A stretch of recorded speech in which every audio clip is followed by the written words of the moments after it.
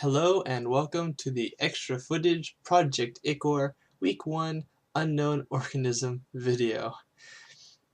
Now, the creature that you're looking at here, I believe to be a desiccated husk of what I saw in the previous video. By the way, if you have not seen the previous video, there will be a link to the previous video. I spent a lot of time tracking this particular organism, so I had to heavily edit the original video so that I could at least show a little bit of the organism and then be able to make a judgment about what you think the creature could be. I'm really not sure what it is. I know what it could be. I've narrowed it down to either an aquatic worm of some kind, an insect larva, or it could be a nematode. So what you'll be seeing in this video is edits from my sample A that did not make the cut. There's a huge amount of video that did not make the cut. And in addition, what you're going to be seeing now, which is extra video footage chronologically out of order. This was taken after the video footage of the nematode.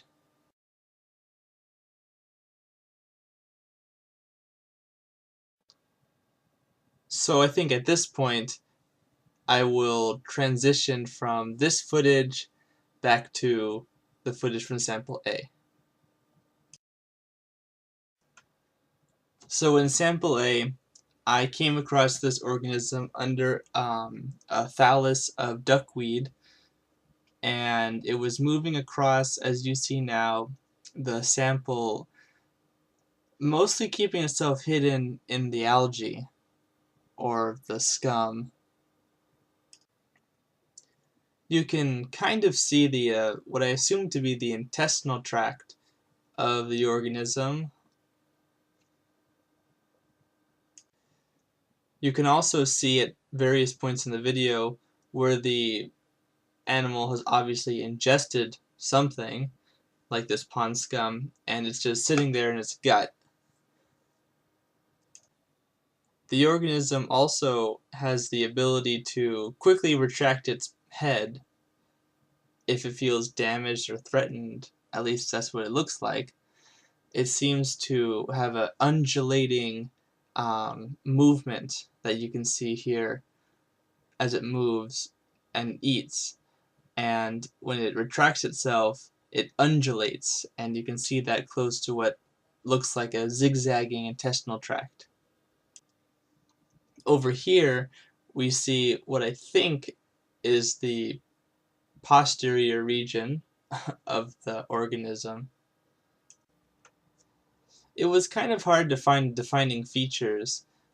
I'm pretty sure that this was the posterior region of this worm creature, and it's much lighter and less active than what I assume to be the head region, because it seems to be searching around for food, which could be a sort of like proto-cephalization of the organism, some sort of like a head form. Oh, here we have what I thought was segmentation.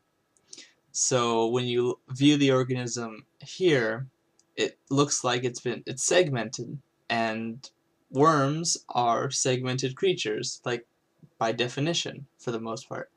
So that's what I thought would make it a aquatic worm of some kind. Though it's not definitive by any means, the worm certainly seemed to ignore this ostracod, grazing and minding its own business. It's a very quick mover, and it seems like if you look close enough, it has bristles at the ends of the body, what would perhaps be setae. And these setae are little hairs that appear on segmented creatures like earthworms and things in that group, which is another point towards it being an aquatic worm of some variety. seems like it moves primarily through tactile response. So it seems to be moving because the setae, the bristles, inform it of its surroundings, and then it acts accordingly. Like here, you see it digging into the pond scum. This is also the same way that the ostracods move.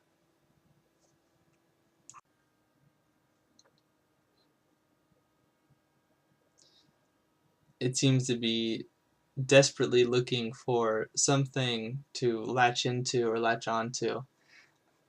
It looks like it has a full belly for the most part, but it has no problem ripping up and tearing this area to pieces in search of food, or perhaps an escape. It's possible that the light coming from the microscope objective is disturbing it in some capacity. Actually, that's a good point.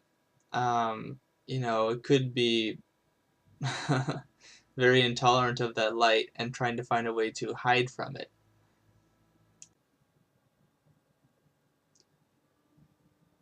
You can see why I thought this would be kind of an interesting thing to go over in more detail.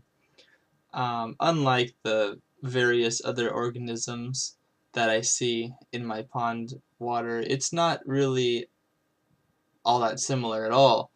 It's, well, obviously it's worm-like, it's elongated, it's much larger, and it's much faster. But because it's larger, we don't have to worry about it so much getting out of scope, though I seem to be having a little bit of trouble tracking it.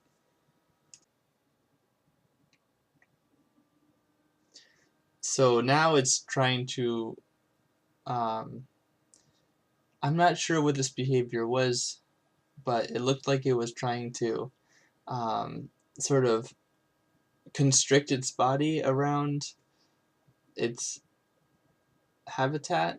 It was sort of interesting to watch. If you notice, this worm here has what appears to be like a gap between the segmented area that's closer to the head, or what I believe to be the head, and the segmented area that's closer to the anterior part of the worm. I remember that I was focusing on this oval-shaped thing because I thought it was the remnants of a brooding ostracod. But I remembered what I was really interested in was this worm. It's at this point in the video where I decide that I will isolate the organism um, from the algae. The method that I'm using is uh, a crude one. It's a toothpick. I'm not looking at the camera at this point, really, even though I have it hooked up to my computer, so the camera doesn't really move here in the footage. And I feel a little bit bad because I'm not quite sure if I've damaged it, and I didn't want to damage it, but I might have. And once I finally focused on the organism, which by the way can be seen with the naked eye, I would just like to, I mean, the ostracods can, so can this, but it appears that this is what the worm looked like right before you saw it in the beginning of this video. If you remember, in the beginning, I showed you a video clip out of chronological order. So this is what the organism looked like as it was constricted around the algae. But what ends up happening is I think it leaves this body and it closes into a new form. Here you can see I'm messing with the light here and adjusting it so that you can see a better detail of the body, which is mostly see-through, and it's sort of undulating, making this sort of locomotive, like almost like a caterpillar, if you've ever seen a caterpillar move. There's no hooks on the head, so it's probably not parasitic. Obviously it's hunting, so it's probably not. You can see the intestines and the other, maybe the gut, or maybe it's a circulatory system of some kind, sort of pulsate and squirm. So that's kind of an interesting feature. I'm not quite sure why it does that. It doesn't, I mean, the segmentations, those could be muscles. They might not actually be like, I mean, what we would consider like the outside. Um, Now here's an interesting development in its habit. It starts to sort of smash its body on the algae, which gave me the impression that it was trying to perhaps it was dying actually, but also perhaps it was trying to do something like split its body. I think at this point you start to see the organism. It's starting to assume the position that you saw it in at the beginning of this video. So if you compare how it looked like before and how it looks now, you can kind of see this the similarity. I'm really not quite sure what to tell you. The more I talk about it, and no matter how much light I shed on the subject, both physically and metaphorically speaking, I'm not quite sure what this is, which made me really want to wash my hands, both metaphorically and physically, of this subject, because if I don't know what I'm messing with, I should be a little bit more careful, perhaps. And now you see it sort of adopting this form. Now, it's possible, because I can't put my eyes everywhere at once, it's possible that this creature dies here.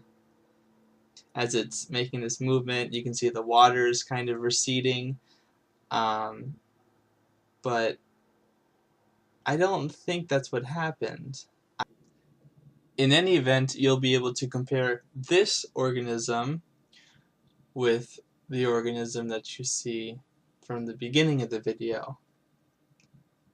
Here, however, I find the old organism, what I believe to be the old organism, as it's moved.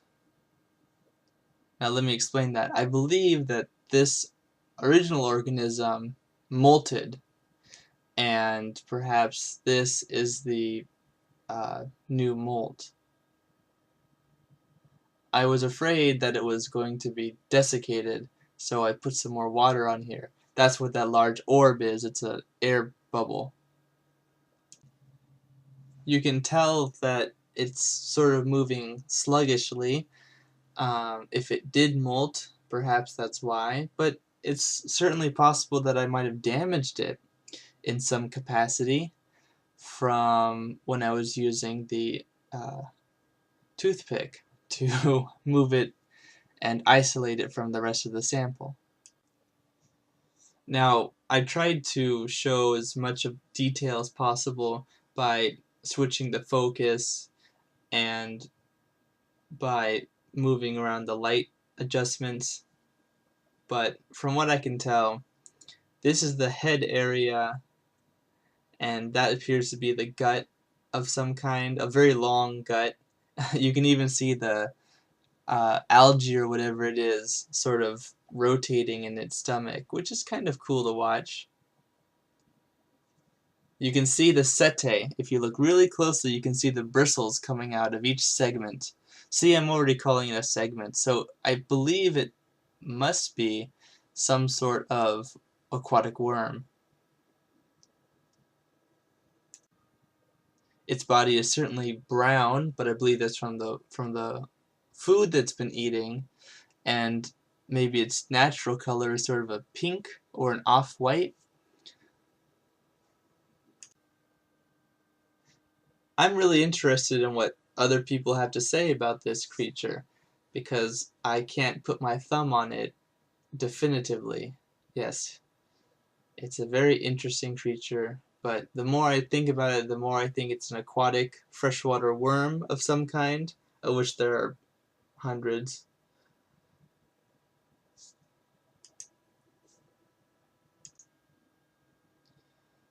If I were to go down the things that I'm sure of, it's got segments, it's got setae, it's got a head, and it's got a, well, and it's, for the most part, see-through, it's transparent. There appears to be a very strong muscular system involved in its locomotion.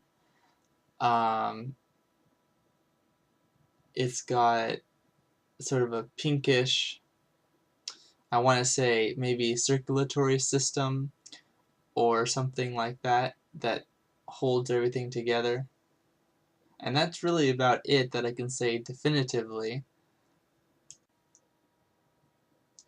Also, is it just me, or does it look like the organism might be a little bit battered? That's probably my fault. Almost definitely my fault, actually. Um, I feel kind of bad now, but if you look at it, it looks kind of like there's these um, dots on the body appearing now. Maybe they're punctures or something like that, but I'm not quite sure what's going on, but it looks like it's been sort of colonized or something like that, though I can't really tell.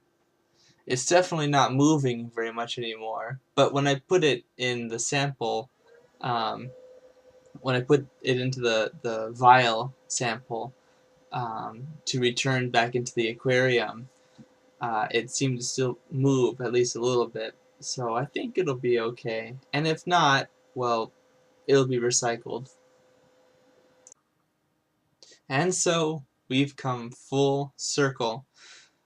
You now see the body of this worm creature, this unknown organism, as I found it after moving from the live organism. I haven't edited this at all because I wanted it to be as pure to the original form as possible. So I haven't edited it to transition very much, except for that one time where we switched to the sample and then back again. So this is the body, and it looks like to me there's nothing in it anymore. Because all the coloration for the most part is not there, and the body is not moving. But here we are. This is the new creature, and it's got all of it's got the brown gut, it's got the pinkness, it's got the different form. So I'm not quite sure what happened, but either there were two of them and I somehow missed it, but I think the more likely answer is it molted recently. So I don't know what to tell you, but that's the end of the video, guys, and I hope you found it interesting. If you have an idea what it could be, please comment and give me a good idea. I'll see you again soon.